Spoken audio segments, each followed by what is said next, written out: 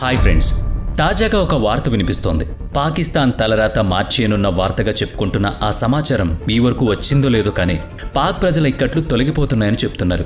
ఆ దేశ ప్రజల సంక్షేమం దృష్ట్యా అది వారికి శుభవార్తే. మరి పాక్ మరో సౌదీ అరేబియా కానుందట. పేద దేశమని ప్రకటించబడ్డ పాకిస్తాన్లో కూరగాయలు, పెట్రోల్, గ్యాస్, ఆహారం, వైద్యం, నిత్యావసర వస్తువులు, సేవలన్నీ కూడా చాలినంతగా అందుబాటులో లేవు. పాక్ రూపాయి విలువ పడిపోవడంతో ఉన్న పరిమిత వనరుల ధరలు సాధారణ పౌరుడు భరించలేనంత ఎక్కువగా మండిపోతున్నాయి. ప్రజల్లో అసహనం, హింసాకాండకు దారితీస్తోంది.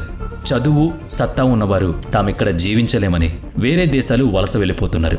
పాక్ ప్రభుత్వం మాత్రం నిస్సహాయంగా ఉందని ప్రపంచం మొత్తం అనుకుంటున్న వేళ ఆ దేశం ఎంతో రహస్యంగా చేయించిన ఒక అన్వేషణ కార్యక్రమం ఇప్పుడు ఆ దేశం యొక్క నుదుటి రాతను తిరిగి రాయనుందని, ప్రజల ముఖాల్లో సంతోషం మెరవనుందని చెప్పుకుంటున్నారు. అందుకు కొంత సమయం పడుతుంది కానీ పాక్ దశ తిరుగుతుందని మాత్రం చెప్తున్నారు. అప్పులు తీరిపోయి అరేబియన్ దేశాల తీరులో ఐశ్వర్యవంతం కానుందనే సంకేతాలు వస్తున్నాయి. బహుశా మీరిపాటికి ఏదో ఊహిస్తూ ఉండొచ్చు కదా. పర్లేదు, మీ ఊహను కాసేపు సజీవంగానే ఉంచుకోండి. ఇప్పుడు కొన్ని విషయాలు చెప్పుకుందాం. గత 3 సంవత్సరాలుగా పాకిస్తాన్ తన మిత్రదేశంతో కలిసి తన దేశ ప్రాదేశిక జలాల్లో భౌగోళిక అన్వేషణ చేస్తోంది. అవి 2024 సెప్టెంబర్ 7వ తేదీ నాడు ఒక వార్తను మోసుకొచ్చాయి. సముద్ర గర్భం నుంచి అందుకున్న సోనార్ రాడార్ సంకేతాలు వెల్లడించిన సమాచారాన్ని విశ్లేషించిన నిపుణులు అక్కడ లోతట్టు సముద్రంలో ప్రపంచంలోనే 4 పెద్ద చమురు నిక్షేపాలున్నట్లు వెల్లడించాయి. ప్రపంచం మొత్తం పాకిస్తాన్ రొట్టె విరిగి నేతిలో పడ్డట్టే అని భావిస్తున్నారు. ఇప్పుడు పాకిస్తాన్ పేదరికం తీరిపోయి యునైటెడ్ అరబ్ ఎమిరేట్స్ మాదిరి ధనిక దేశం అవుతుందని భావిస్తున్నారు. పాక్ జాక్పాట్ కొట్టిందంటున్నారు. ఇప్పుడు మీ ఊహ కూడా సరైంది అనుకునే ముందు పాక్ మాజీ ప్రధాని ఇమ్రాన్ ఖాన్ గతంలో ఒక బహిరంగ సభలో చెప్పిన మాట కూడా గుర్తుంచుకోవాలి. అంటే ఒక 5 ఏళ్ల క్రితం తమ దేశంలో 50 ఏళ్లకు సరిపడా సహజ వాయు చమురు నిక్షేపాలు బయటపడ్డాయని ఆయన ప్రకటన. అయితే అది వట్టిదే అని ఆ తర్వాత తేలిపోయింది. అయితే అప్పుడు ఆయనతో పాటు వారి దేశం మీడియా మాత్రమే డప్పు కొట్టుకుని మరీ చాటింపు వేశారు. అయితే ఇప్పటి పరిస్థితి ఆనాటిది కాదంటున్నారు. ప్రపంచవ్యాప్త బడా మీడియా సంస్థలన్నీ కూడా పాక్లో న్యాచురల్ గ్యాస్, ఆయిల్ రిజర్వ్స్ ఉన్నాయని చెప్తూ బ్లూ వాటర్ ఎకనామీ పాకిస్తాన్ భవిష్యత్తును సమూలంగా మార్చేస్తుందని ప్రకటిస్తున్నారు. మరి మీరూహించింది కూడా ఈ సహజ ఇంధన నిల్వల గురించే అయితే పాకిస్తాన్ సమర్థంగా తనను తాను మలచుకోగలుగుతుందా లేదా అని ఆలోచించండి. ఇందులో మన భయాలేం లేవు. పొరుగు దేశం సుస్థిరంగా ఉంటే మనకు మేలే కదా. వాళ్ల పని వాళ్ళు చేసుకుంటారు. తేడాలొస్తే మన పని మనం చేయొచ్చు. అయితే ఈ విషయంలో మన మాట కాదు కానీ పాకిస్తాన్ భవిష్యత్తు గురించి చరిత్ర పరిశోధకులు, సామాజికవేత్తలు, ఆర్థిక నిపుణులు, అంతర్జాతీయ వ్యవహారాల పరిశీలకులు మాత్రం పెదవి విరుస్తున్నారు. ఈ నవీన అన్వేషణ మూలంగా ఆ దేశానికి ఒరిగేది ఏం లేదనేది వారి మాటల సారాంశం. Pakistan oil and gas regulatory authority OGRA ద్వారా నిర్వహించబడిన ఈ చమురు నిల్వల అన్వేషణ కార్యక్రమంలో పలు వైఫల్యాలు ఎదుర్కొన్నాకనే 2024 సెప్టెంబర్ నెలలో సదరు శుభవార్త వాళ్లు తమ దేశానికి అందించారు. ఓగ్రా ప్రధానాధికారి ఆ నెల 7వ తేదీన ఒక ప్రకటనలో తాము తవ్విన చమురు బావిలో ఆయిల్, గ్యాస్లతో పాటుగా విలువైన జింక్, కాపర్, నికెల్, గోల్డ్ వంటి లోహాలు, అరుదైన సెరీనియం, ప్రాసిడోమియం వంటి మూలకాలు కూడా ఉండే అవకాశం మెండుగా ఉందని చెప్పారు. అంటే కోట్లాది రూపాయల విలువ కలిగిన సహజ ఇంధన నిల్వలు తమ అన్వేషణలో కనుక్కున్నామని ఆయన చెప్పారు. ఆయన చెప్పిన ప్రకారం పాకిస్తాన్ ఇక శాశ్వతంగా ఇంధన దిగుమతులకు సెలవు చెప్పుకోవచ్చు. స్వయం సమృద్ధి చెందేలా ఎగుమతులు కూడా చేపట్టొచ్చు. $200 బిలియన్ అప్పును తమ దేశం ఒక్క రాత్రిలో తీర్చేయగలదని ఆయన స్వయంగా చెప్పారు. పాక్కు ఇది అమితమైన సంతోషాన్ని కలిగించే సంగతే. మరి అయితే ముందు ఆ ఆయిల్ వెల్ నుంచి ఆయిల్ను వెలికి తీయాలంటే మాత్రం ఓ ప్రథమంగా $5 బిలియన్ ఖర్చు పెట్టాలి. అంటే అంత సొమ్ము అప్పు పుట్టాలి. $5 బిలియన్ అంటే 500 కోట్ల రూపాయలు. సముద్ర గర్భంలో ఉన్న చమురు నిల్వలను తవ్వి తీయడానికి 500 కోట్లు ఖర్చు చేస్తే 5 సంవత్సరాల తర్వాత నుంచి పాకిస్తాన్ చమురును బయటకు తీసి అమ్మగలుగుతుంది. ఇది కొంచెం తిరకాసుగా అనిపిస్తే పూర్తి వివరాలు తెలుసుకుందాం. తిమింగలాన్ని పట్టుకోవడానికి చేప పిల్లని ఎరవేస్తున్నారని అనుకున్నా కూడా కొంచెం అర్థం ఉంటుంది. అసలు అక్కడ తిమింగలమే లేకపోతేనో? అయ్యయ్యో, ఏందిది అంటారా? వినండి, ఇంకా చెప్పుకోవాల్సింది ఉంది. ఒకనాడు మొహమ్మద్ షరీఫ్, తర్వాత ముషరఫ్, మొన్నటికి మొన్న ఇమ్రాన్ ఖాన్, ఇక ఇప్పుడు మొహమ్మద్ ఆరిఫ్. అందరూ రుచికరమైన కథలని వండి వారుస్తూనే ఉన్నారు వాళ్ళ రాజకీయ జీవితాల్లో. ఇదేదో ఆక్షేపిస్తున్నానని భావించొద్దు. అది పాకిస్తాన్ 77 ఏళ్లుగా నిత్య అనుభవం. మనం వద్దనుకున్నా వినకుండా, పట్టించుకోకుండా ఉండలేని పరిస్థితి. అప్రమత్తంగా ఉండనేకూడదు వాళ్లతో. 2019 మార్చిలో నాటి ప్రధాని ఇమ్రాన్ ఖాన్ ఏం చెప్పాడో మరోసారి గమనించండి. పాక్కు అదృష్టం పట్టనుందని చెప్పాడు. ఎక్సెన్ మొబిల్ కంపెనీ అన్వేషణలో పాకిస్తాన్ ప్రాదేశిక జలాల్లో కేక్రా 1 పాయింట్లో బ్రహ్మాండమైన చమురు నిల్వలు బయటపడ్డాయన్నారు. దేశ ప్రధానిగా ఆయన చెప్పారు తప్పితే ఆయిల్ డ్రిల్లింగ్ కంపెనీ పెదవి విప్పి ఒక్క ముక్క కూడా చెప్పలేదు. అయితే అక్కడ ఎలాంటి చమురు నిక్షేపాలు లేవని తర్వాత వెల్లడైంది.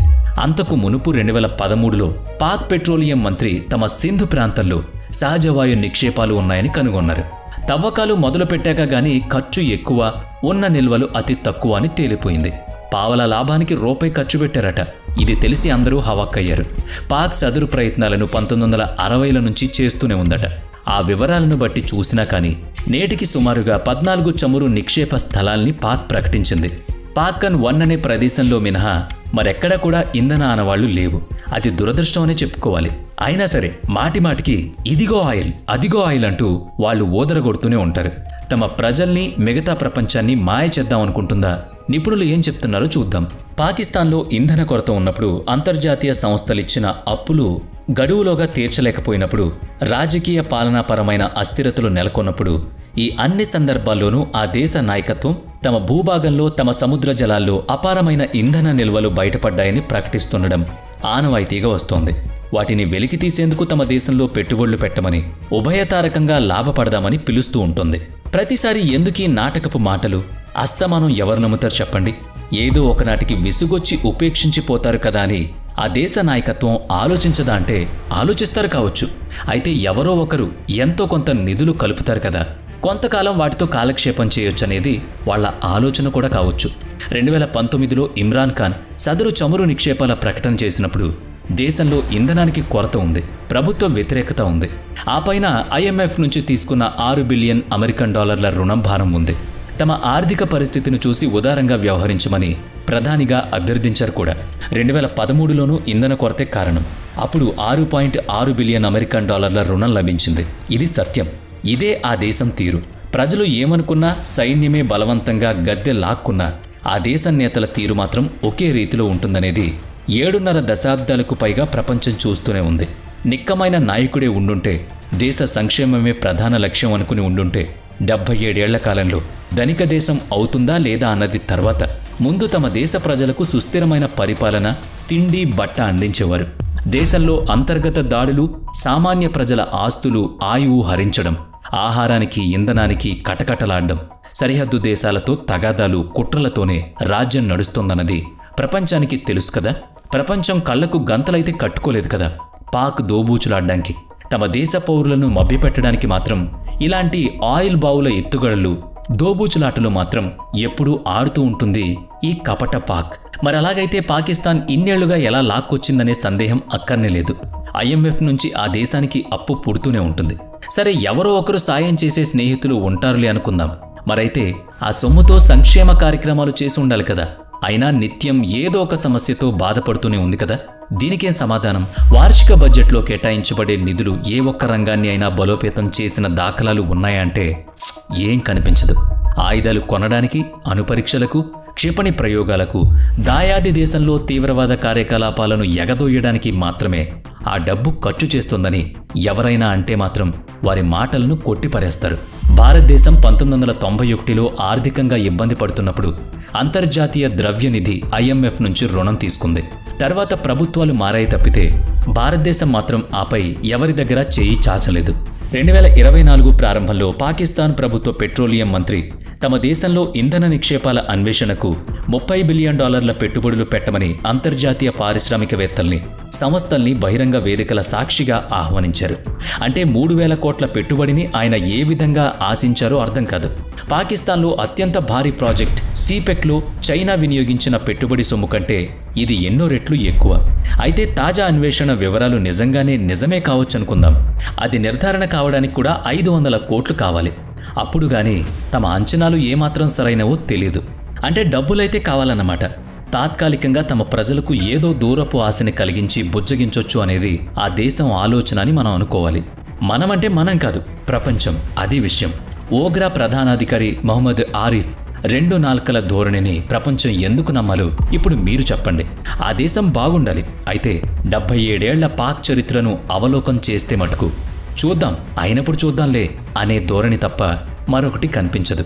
న్యూస్ 18 అనే వార్తా సంస్థ Pakistan oil and gas development company తాలూకు ఉన్నతాధికారులను ఉటంకిస్తూ సదరు ప్రయోగాలు భూకంప పరిశోధనలకు సంబంధించినవని, సోనార్ సిగ్నల్స్ ద్వారా లభించిన సమాచారం చమురు నిక్షేపాల ఉనికిని తెలియజేసేది కాదని, భూగర్భంలోని పీడనం తాలూకు సంకేతాలను గ్రహించిన సోనార్ రాడార్ సిగ్నల్స్ను పట్టుకుని చమురు నిల్వల సంకేతాలుగా గోల చేస్తూ ప్రజలను భ్రమలో పడేయడం తప్పని అంటున్నారు. 2022 డిసెంబర్లో పాక్ పెట్రోలియం విభాగం విడుదల చేసిన ఓ నివేదికలో తమ దేశ నేల పొరల్లోని చమురు, సహజ వాయు నిక్షేపాలు 80% వరకు ఖర్చయిపోయాయని చెప్పింది. కనుకనే ఇప్పుడు సముద్రం అడుగున ఇంధన నిక్షేపాల అన్వేషణకు సంబంధించి హంగామా జరుగుతోంది. కొన్నేళ్ల క్రితమే చైనా సాంకేతిక విభాగం పాక్ ప్రాదేశిక సముద్ర జలాల్లో సముద్రం అడుగున 14 చోట్ల తవ్వి చూసి ఆ అన్ని చోట్ల కూడా హైడ్రోకార్బన్ల లభ్యత అతి స్వల్పంగా ఉన్నట్లు తెలిపింది. హైడ్రోకార్బన్లంటే కర్బనం, ఉదజని కలిసి సేంద్రియ పదార్థం. అంటే సహజ ఇంధనం తయారయ్యే మోతాదులు అక్కడ లేవని అర్థం. పాక్ ప్రజల్లో తమ ప్రభుత్వాల అసత్యపు వచనాల పట్ల అసంతృప్తిగా ఉన్నవాళ్లు చాలామందే ఉన్నారు. విదేశీ చమురు కంపెనీలు సైతం ఇక్కడ ఏదో ఉందని పోటీ పడుతూ పరుగున రావడం లేదు. తాజాగా పెట్రోలియం అన్వేషణ కోసం 18 చోట్ల తవ్వకాలు చేపట్టాలని పాక్ బిడ్లను ఆహ్వానించగా ఒక్క అంతర్జాతీయ సంస్థ బిడ్ వేయలేదు. స్థానికంగా దేశంలో ఉన్న 2 సంస్థల్లో ఒక్కటి మాత్రం కేవలం 3 చోట్ల తవ్వకాలకు బిడ్ వేసింది. అది కూడా ప్రభుత్వ సంస్థే. ఏ విదేశీ సంస్థకు పాక్లో పెట్టుబడులు పెట్టే ధైర్యం లేదు. వాళ్ల సొమ్ముకు భరోసా లేనప్పుడు అవి దుస్సాహసం చేయడానికి ఎందుకొస్తాయి? నిత్యం తీవ్రవాద దాడులు ఏదో రూపంలో జరుగుతూనే ఉంటాయి. ఎవరైనా సరే కొరివి తెచ్చుకుంటారా చెప్పండి? 2024 అక్టోబర్ 7 నాడు బలూచిస్తాన్ వేర్పాటువాదులు జిన్నా అంతర్జాతీయ విమానాశ్రయంలో పనిచేస్తున్న చైనా ఇంజనీర్లు, కార్మికులపై దాడి చేశారు. బీజింగ్ నాయకత్వం ఆ దాడిని చాలా తీవ్రంగా పరిగణించి తగిన చర్యలు తీసుకుని కారకుల్ని శిక్షించమని పాకిస్తాన్ను కోరింది. అన్యాపదేశంగా హెచ్చరించింది కూడా. అదే నెల 12వ తేదీ బొగ్గు గనుల్లో పనిచేస్తున్న ఆఫ్ఘాన్ కార్మికులపై దాడి జరిగింది. అంతకుముందే అంటే మార్చి నెలలో టీటీపీ తీవ్రవాద బృందం డాసు జల విద్యుత్ కేంద్రంలో పనిచేస్తున్న 5 చైనా దేశస్తుల్ని చంపేశారు. అలా పాక్ తీవ్రవాదుల చేతుల్లో గత ఏడాదిగా కనీసం 100 మంది చైనా వాళ్లు హతమయ్యారు. అంటే బయట దేశాల వాళ్ళు తమ పాకిస్తాన్ వనరుల్ని కొల్లగొట్టి తమకు లేకుండా చేస్తున్నారనేది వాళ్ల అపోహ. ఇలాంటప్పుడు విదేశీ కంపెనీలు పాక్ గడ్డ మీద పనిచేయడానికి ఆసక్తి చూపకపోవడంలో అర్థం ఉంది కదా. పోనీ పాకిస్తాన్ ఏమన్నా వారి ధన, మాన, ప్రాణాలకు పూర్తి రక్షణ కల్పించగలదా అంటే వారి ప్రభుత్వమే వాళ్ల చేతుల్లో లేదు. తీవ్రవాదుల బృందాలకు సైన్యం దన్నుగా ఉంటుంది కూడా. ఇవన్నీ తెరచిన పుస్తకం లాంటి పాకిస్తాన్ చరిత్రలో గొప్ప పేజీలు. తుర్కియాకు చెందిన కంపెనీతో 2008లో విద్యుత్ ఉత్పత్తి కాంట్రాక్ట్ చేసుకున్న పాక్ ప్రభుత్వం తమ పని మొత్తం చేయించుకుంది. అదయ్యాక పాక్ సుప్రీంకోర్టులో సదరు కంపెనీ మోసపూరితంగా కాంట్రాక్ట్ దక్కించుకుందని ఒక కేసు దాఖలైంది. అంతే, పని చేసినందుకు డబ్బులు ఇవ్వకపోగా పైగా పరువు కూడా పోగొట్టుకుంది పాకిస్తాన్లో. దానిమీద సదరు సంస్థ అంతర్జాతీయ న్యాయస్థానంలో ఫిర్యాదు చేయగా పాక్ కుటిలత్వం వెల్లడై $1.2 బిలియన్ అపరాధ రుసుమును ఆ కంపెనీకి చెల్లించాలని తీర్పు వచ్చింది. అలాంటివి చాలా జరిగాయనుకోండి. పోనీ పాక్ తన ప్రజల పట్ల అయినా నిజాయితీగా ఉంటుందా అంటే అది లేదు. అధికారులు, కంపెనీలు కుమ్మక్కై 2017 తవ్వకాల్లో లభించిన చమురును ప్రభుత్వానికి తెలియకుండా బయట అమ్మేశారు. 86,000 కోట్ల రూపాయల మోసం అది. పాకిస్తాన్లో మొత్తం 5 ఆయిల్ రిఫైనరీలు ఉన్నాయి. ముడి చమురును వెలికి తీసి శుద్ధి చేసి వివిధ చమురు ఉత్పత్తుల్ని తయారు చేసే కంపెనీలవి. అయితే ఈ 5 పాక్ ప్రభుత్వ ఆధీనంలో కావు. అంటే రేపటి రోజున మంచి చమురు నిక్షేపాలు లభ్యమైనా కూడా వాటిని ఆ కంపెనీలు తమ దేశం వారికి ఇస్తాయని ఏం లేదు. బయట కంపెనీలకు అధిక మొత్తానికి అమ్ముకునేందుకు అవకాశం తీవ్రవాదుల చేతుల్లోకి వెళుతుంది. అయితే ఎంతో కొంత ప్రభుత్వానికి ముడుతోంది. అది కామన్ అనుకోండి. అంతే తప్ప పాకిస్తాన్ ప్రజలకు కలిగే లాభం ఏం ఉండదు.